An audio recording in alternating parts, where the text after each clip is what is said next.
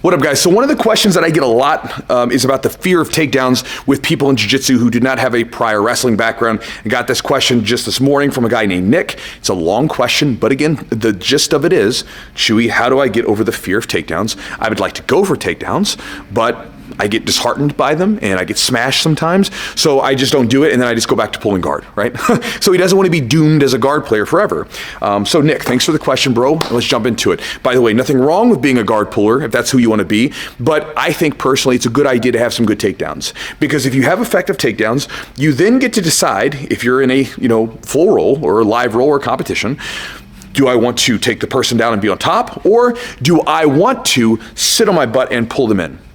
Opposed to being pigeonholed into, you have to do this, you don't have a choice. I like to have options.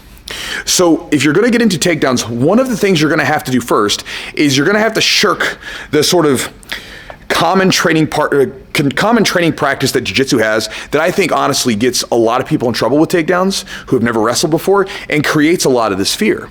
Here's what I mean. When you go into a gym, in a jiu-jitsu gym, right, it is very common to see people of all weights, shapes, and sizes rolling together. As I've talked in other videos, that's not a bad thing. I like that. I think it's cool. But you'll see someone who's 150 rolling with 250, nothing out of the ordinary, right? The issue is that with takedowns, that's a problem. See, on the ground, sometimes it's a little bit more forgiving. You still have to be mindful of who you're rolling with, because you get some big dude who falls on you wrong, who weighs like 100 pounds more than you, and they could hurt your rib or whatever else. So you got to be careful about that. But on the feet, it's a big deal, right? When you're getting a slam, big takedowns, all of those things, there's far more risk of injury coming from takedowns. This is why if you go to a judo room or a wrestling room, in most cases, if they're going live, right, they're going full speed, you typically will have people, let's say you're this weight class, whatever that weight class is, you'll be with someone either one weight class below or one weight class above, or the same weight class, somewhere in the ballpark of your own weight. You will not be with people that are 100 pounds difference than you on a regular basis. You may drill with them, you may do technique work, but you will not be going live with them on a regular basis. And this is because of the risk of injury. It's a serious problem when you're going live with takedowns. And so with that, if you're getting into jiu-jitsu and you start wanting to add takedowns into the mix, you have to start cherry picking your training partners. Because I see this happen a lot where people will try to learn some takedowns, and then they try to go with a bigger person.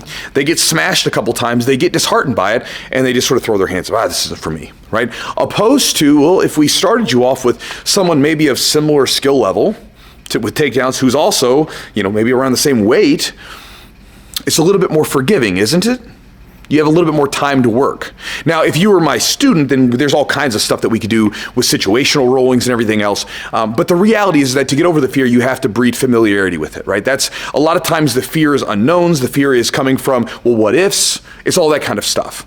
So the way you get over it is with familiarity. So the way you have to get over this is with drilling. And again, when I say drilling, by the way, I don't mean just some person sitting in front of you, because I think sometimes when you think drilling in jiu-jitsu, like a lot of people think of as drilling as like doing the technique like 3 or 4 times and then you just move on. Like, that's not drilling. And so, if you look into like a wrestling room where people are moving and giving looks and things like that, they're adding levels of resistance and movement to it. That's what I'm thinking about when we're talking about takedown drilling, right? Drilling, doing live rolls, situational rolls, all these things. There's so many things that you can do with it, but whatever you decide to do, you have to breed familiarity with the position to get over the fear. And then you need to make sure that when you're going live, you're choosing people that aren't going to injure you if they accidentally flop on you, or at least, minimize that risk as much as possible by making them the same weight, and choosing people who are either good training partners who may be more experienced than you but are willing to help you work, or choosing people of a similar skill level or lack thereof of takedowns that then again, you're not getting destroyed every single time you engage with them. And then from there, along the way, picking out some techniques and really hammering them and trying to develop a clear understanding of a couple of things, opposed to, just going all over the place and trying something new, right? Starting with a single leg, starting with a full double leg, starting with like a hip toss or a front headlock, whatever it is that you decide to do.